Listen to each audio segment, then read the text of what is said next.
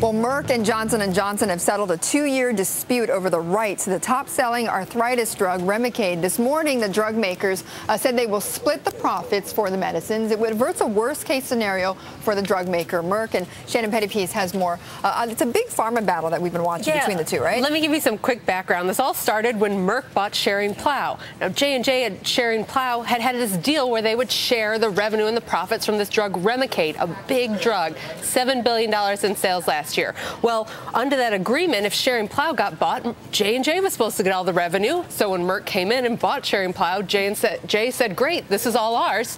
Well, Merck said, not so fast. They said, we've structured this as a reverse merger. So even though the new company's called Merck, the management's all Merck, and the board's controlled by Merck, technically this is a reverse merger, and Schering-Plough is the remaining corporate entity, and so we should continue splitting this. Well, it sounded like an unlikely argument, but it turns out it held up because today the two reached a settlement, and Merck's basically emerging the winner. They are going to get to keep 50% of the profits. They'll have to pay J&J about $500 million, but in the world of big pharma, you know, that's kind of changed. So, you know, nothing's going to really change for either of these two companies despite this 2-year battle. So Merck really got their way in the end.